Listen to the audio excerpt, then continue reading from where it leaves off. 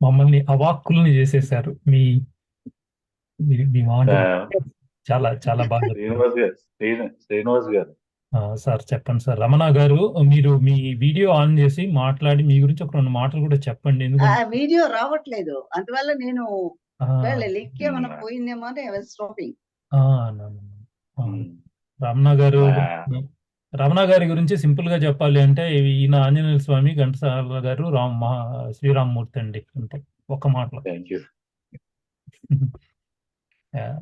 So మీరు stuck అయ్యారు sir. నాకు బాగా చెప్పండి సార్. మీ తమ్ముడు, మేడం గారు తమ్ముడు గారు నాకు బాగా పరిచయం. సాయి గణేష్. అవునండి, ఆయన వల్ల నాకు ఒక అద్భుతమైన పాటని ఇచ్చారు ఆయన. ఇప్పటికీ ఆ పేటెంట్ రైట్ లా ఫీల్ అవుతుంటాను ఆ పాటని నేను.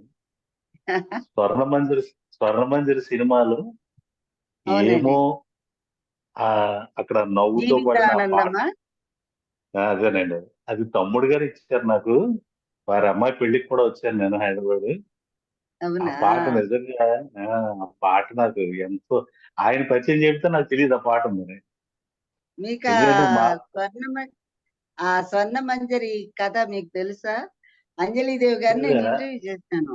అంజలిదేవి గారిని ఇంటర్వ్యూ చేసినప్పుడు అంజలిదేవి గారితో నాకు చాలా అనుబంధం ఉంది. ఆవిడ స్వర్ణమంజరి చూడటానికి నేను చిన్నప్పుడు బస్సులు ఎక్కి ఆ థియేటర్ తెలియక సినిమాకి వెళితే ఆ సినిమా లేక ఇంకో సినిమా వచ్చి ఇంటికి వచ్చేసా ఆ ఇన్సిడెంట్ చెప్పా. అమ్మ, అప్పటి నుంచి ఇప్పటి వరకు నాకు స్వర్ణమంజరి చూడటం కుదరలేదు, ఆకాశవాణిలో పాటలు మాత్రం విన్నాను నేను. ఇదే జీవితానందము నాకు చాలా ఫేవరెట్ సాంగ్ ఒకటి. తర్వాత నాగయ్య గారు పాడతారు చూడండి, ఉదర దీంతనన్న దాన అని దాని అదొక డాన్స్. మీ డాన్స్ చాలా బాగుంటుందని విన్నా, నాకు చూడాలని ఉందంటే ఆవిడ ఇచ్చారు స్వర్ణమంజరి నాకు. మెడ్రాస్ నుంచి వాళ్ళ మేనల్లుడితో ఆ DVD పంపించారు.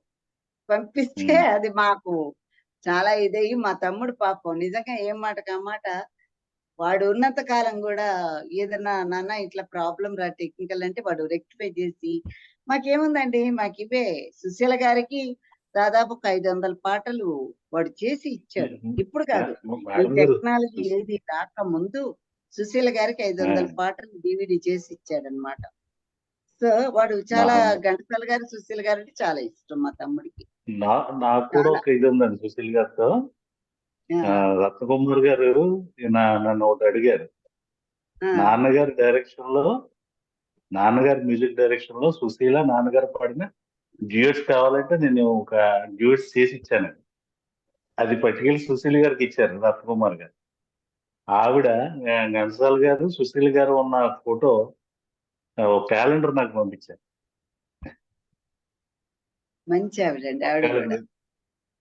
ఆవిడ చెప్తారు కదా, నాకు పాటలో ఏ మాటకి ఎంత వెయిట్ వేయాలన్నది నాకు ఘంటసాల గారు నేర్పారు.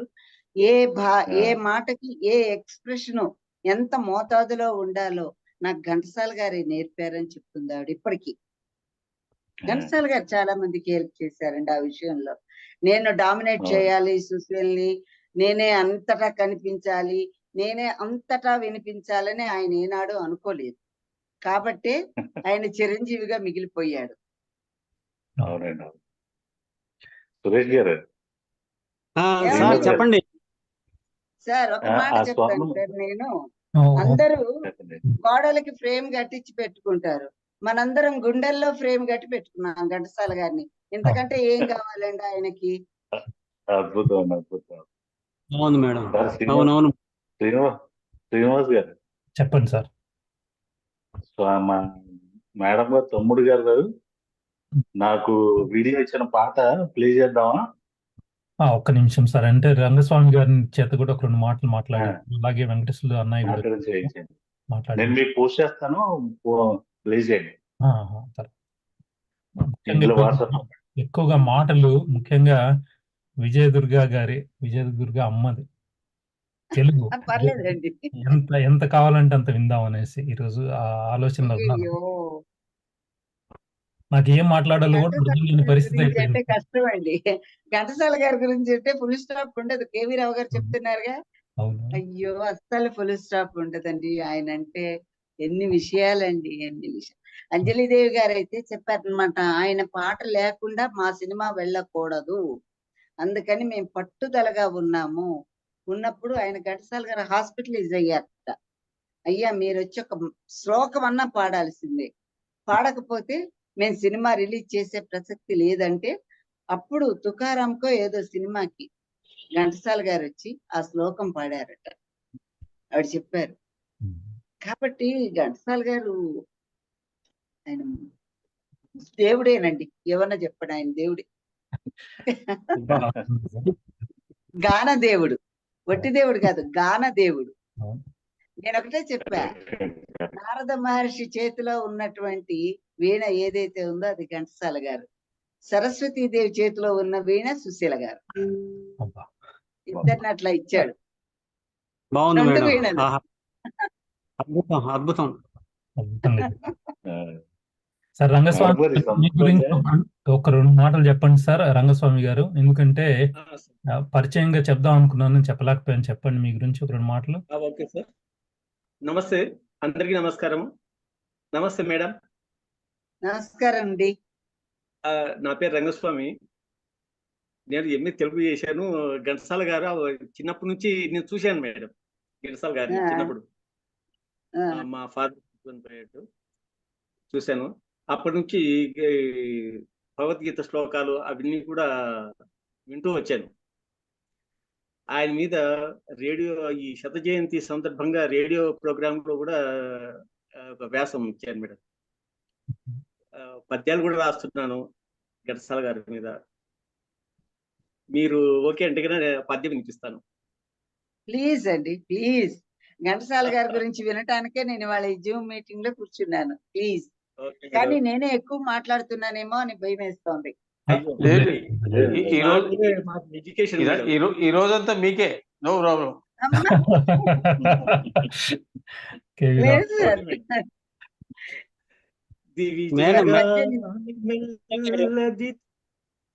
దివిజగానమెల్లది కుల వెదజల్లి తేజరిల్లినావు దివ్య పురుష,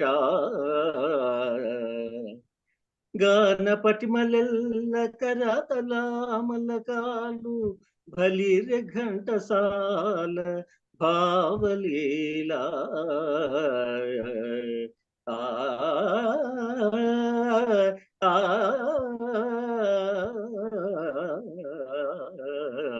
నమస్కారం అమ్మా. నమస్కారం సుబ్బారాయుడు గారు, బాగున్నారా? బాగున్నానమ్మా. లేట్ గా జాయిన్ ఇప్పుడు అయ్యాను. చక్కగా ఘంటసాల గారి గ్రూప్ ఒక నిండుదనం వచ్చేసింది. సంతోషం. అవును, రావు గారు ఉన్నారు, అందరూ మీరున్నారు, సంతోషం. నమస్కారం. నమస్తే సార్. ఇక మా అన్నయ్య వెంకటేశ్వర గారిని కూడా ఒక చిరు పరిచయంగా, అన్నయ్య 2 మాటలు చెప్పండి అన్నయ్య మీ గురించి కూడా. ఎందుకంటే నాకు తెలిసి అన్నయ్య మాట్లాడుతున్నంతసేపు ఎంత ఉద్వేగంగా మాట్లాడతారో ఘంటసాల గారి గురించి, అదైతే నేను మేడం ఇక్కడ ఉన్న వాళ్ళల్లో నాకు తెలిసింది, చాలా రోజుల నుంచి తెలిసింది ఒక గురప్ప గారు మాత్రమే. అది 92 నుంచి 94 నుంచి అనుకున్నాం తెలిసింది. మిగతా వాళ్ళంతా లాస్ట్ 1 year ఈ లోపు పరిచయమైన వాళ్ళు మాత్రమే. కానీ ఎప్పటి నుంచో, ఎన్ని యుగాల నుంచో తెలిసినట్లుగా ఫీల్ అవుతుంటాను నేనైతే. అంతగా కట్టిపడేశారు మమ్మల్ని అందరినీ కూడాను ఘంటసాల గారు. అన్నయ్య ఉద్యోగము మీరే చూస్తారు. ఇప్పుడు ఒక 2 మాటలు చెప్పండి అన్నయ్య. మా నమస్తే. మీ గురించి నమస్కారం అండి. మీ గురించి మాకు బాగా తెలుసు, కానీ మా గురించి మీకు తెలియదు.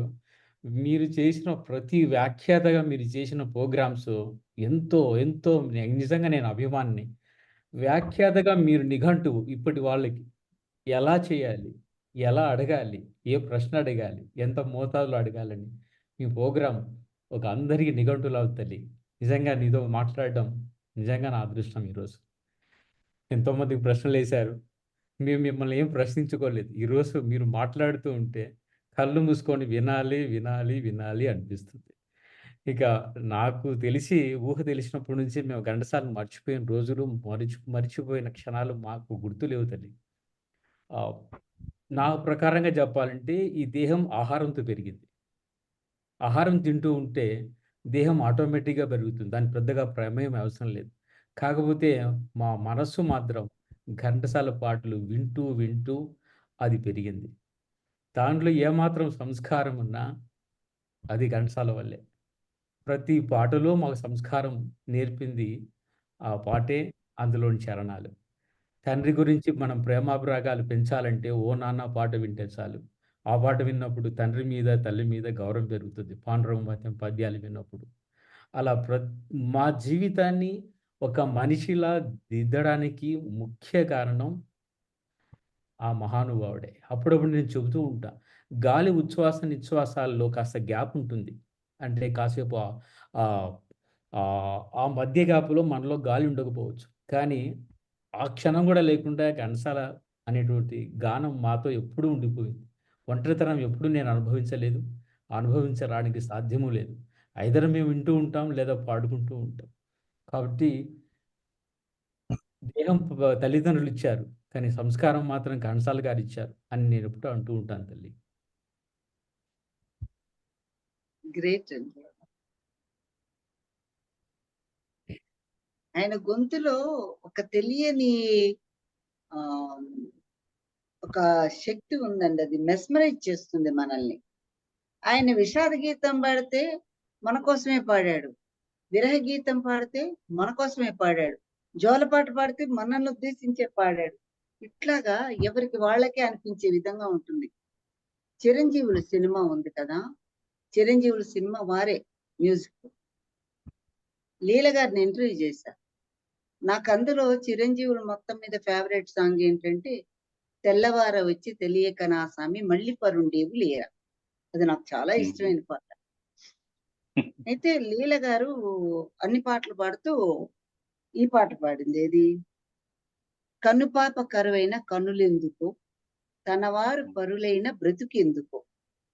ఆ పాట పాడుతూ, అంటే నేను అన్ని పాటలు అడిగా. ఆవిడ కనీసం ఒక 150 పాటలు పాడించుకున్నాను ఇంటర్వ్యూలో.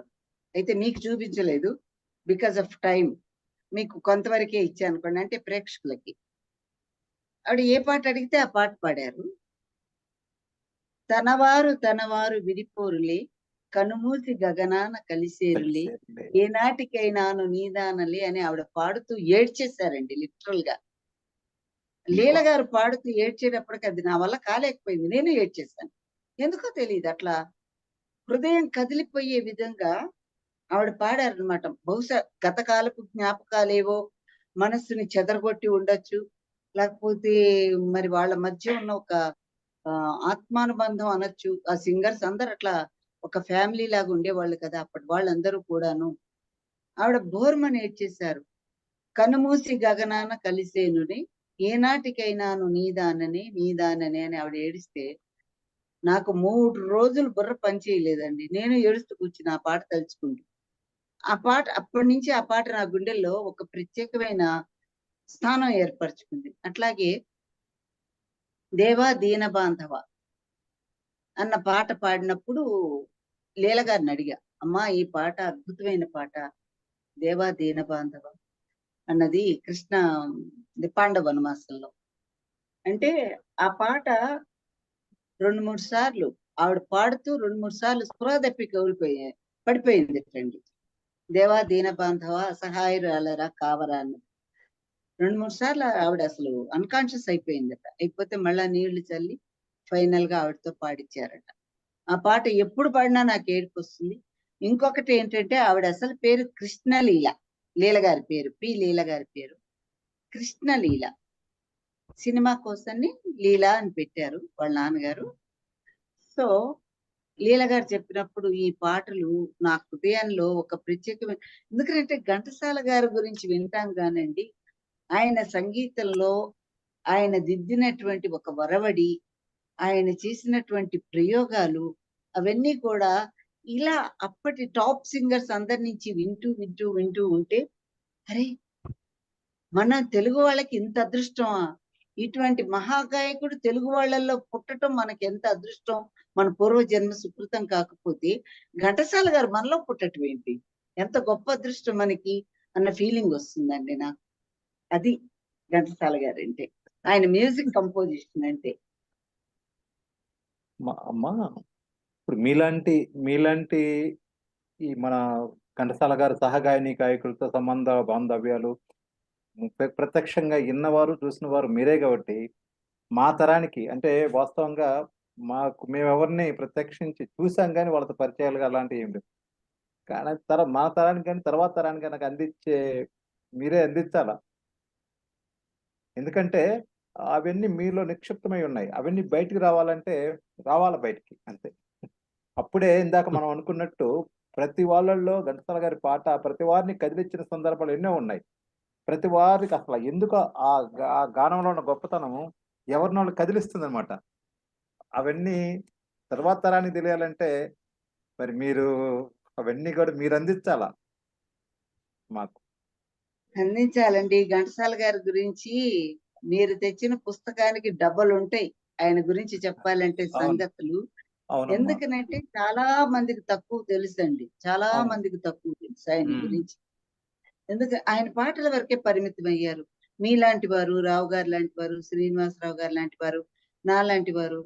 నాకు సావిత్రి గారి అభిమాన నటి, ఆవిడంటే నాకు ప్రాణం. సింగర్స్ లో ఘంటసాల గారు, ఇంకెవరు లేరు, వాళ్ళిద్దరే నాకు. ఎవరన్నా వాళ్ళతో అసోసియేట్ అయిన వాళ్ళు కనిపిస్తే ఘంటసాల గారి గురించి అడగకుండా ఉండలేను. అలాగే సావిత్రి గారి గురించి. ఎందుకనంటే మనం వినేది ఎప్పుడు కూడాను ఏ మనిషినైనా ఒక నెగిటివ్ యాంగిల్స్ అట్రాక్ట్ చేసినట్టు పాజిటివ్ గా ఉండే విషయాలు ఏవి అట్రాక్ట్ చేయవండి. I prefer only positive issues. ఆ వ్యక్తులకు సంబంధించి వాళ్ళ మంచితనం, వాళ్ళు ఏ విధంగా ఈ స్థాయికి వచ్చారు, వాళ్ళు ఈ స్థాయికి వచ్చారు కారణం ఏమిటి అన్నది మనం తెలుసుకుంటే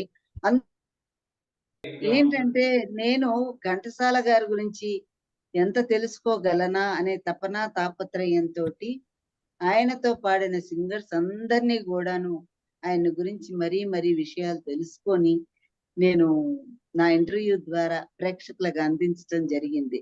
ఎందుకనంటే నేను పర్సనల్ గా కానివ్వండి, ఆయన గాయకుడు అది అందరికీ తెలిసిన విషయం. వ్యక్తిగా ఆయన చాలా సున్నితమైన మనిషి, ఎవరి బాధ భరించలేరు. ఆయన హైదరాబాద్ హాస్పిటల్ అడ్మిట్ అయినప్పుడు మార్నింగ్ వాకి రోడ్డు మీద వెళుతూ ఉంటే ఆకాశవాణి వాళ్ళు చూసి పలకరించేవారట, వాళ్ళతో నిలబడి మాట్లాడేవారట. నాకు ఆకాశవాణి వాళ్ళు కొంతమంది చెప్పారనమాట, ఎంత సింపుల్ గా ఉండేవారు విజయదుర్గ గారు. ఆయన వచ్చి సార్ ఈ ప్రోగ్రామ్ అండి ఇదండి అంటే వచ్చేసేవారు, అంత సింపుల్ పర్సన్ ఆయన అని చెప్పేవారండి. సో మనిషి ఎలా ఉండాలి, ఒక గాయకుడు అంటే ప్రజల హృదయాల్లో చిరస్థాయిగా నిలిచిపోవాలంటే ఎలా ఉండాలనేది ఘంటసాల గారి వ్యక్తిత్వం. ఒక గాయకుడు చిరకాలం ప్రేక్షకుల మనసుల్లో, శ్రోతల మనసుల్లో ఉండాలంటే ఘంటసాల గారి పాటల్లో ఒక 10 పాటలు తీసుకొని ప్రాక్టీస్ చేసి, ఘంటసాల గారి లాగా పాడలేరు, ఘంటసాల గారి వాయిస్ రాదు, ఎవరికి రాదు, ఇంకా పుట్టదు, పుట్టబోదు, పుట్టలేదు. ఘంటసాల గారి పాటలు ఒక 10 ప్రాక్టీస్ చేసుకుంటే మంచి గాయకులుగా పేరు తెచ్చుకోగలరు. అలాగే ఆయన గురించి వ్యక్తిగతంగా తెలుసుకొని ఆయనలాగే ఒక విషయం చెప్పాలి. శ్రీకృష్ణాంజని యుద్ధం టీవీ రాజు గారి మ్యూజిక్ డైరెక్టర్. అప్పుడు ఆయనకి షుగర్ లెవెల్స్ బాగా పెరిగిపోయి ఆయన హాస్పిటలైజ్ అయ్యారు. ఇది ఎవరు చెప్పారంటే నాకు ఈ విషయం ఘంటసాల గారి దగ్గర అసిస్టెంట్ గా పనిచేసినటువంటి ఆయన పేరు కొడాలి వెంకటేశ్వరరావు అనుకుంటా ఆయన పేరు. ఆయన కూడా ఘంటసాల గారి లాగే పాడతారండి. ఆయన మ్యూజిక్ కాలేజీ ప్రిన్సిపల్ గా చేశారు. సో ఆయన ఘంటసాల గారి గురించి ఎక్కువ విషయాలు చెప్పగలరు. వారితో నేను మాట్లాడినప్పుడు ఆయన చెప్పిన మాట అన్నమాట, శ్రీకృష్ణాంజనేయ యుద్ధం సినిమా టైంలో పాటల రికార్డింగ్ లో టీవీ రాజు గారు ఇట్లా హాస్పిటలైజ్ అయితే కొన్ని పాటలు రాజుగారు చేయలేదట. సో ఘంటసాల గారు వెళ్ళి మరి ఏమండి ఎట్లా చేయాలి ఈ పాటలు ఏంటి అంటే ఆయన ఏదో అవుట్ లైన్స్ ఇచ్చి, ఘంటసాల నీ మనసుకి ఎట్లా తోస్తే అలా చెయ్యవయ్యా, నాకేం ఇబ్బంది లేదు, నువ్వు చేసే అంటే ఘంటసాల గారు కొన్ని పాటలు కొన్ని పద్యాలు ఆయనే కంపోజ్ చేసుకొని పాడారు. టీవీ రాజు గారు సంగీతం అనేది. సో అలాంటి గొప్ప వ్యక్తి అన్నమాట ఘంటసాల గారు. ఇదొక ఇన్సిడెంట్, ప్రజలకు తెలియంది, ఎవరికి తెలియంది, ఘంటసాల గారి అసిస్టెంట్ చెప్పింది నాకు ఇది. సో ఇది ఒకటి మీకు చెప్పాలనుకున్నాను, చెప్తున్నాను. Thank you. Please like, share and subscribe.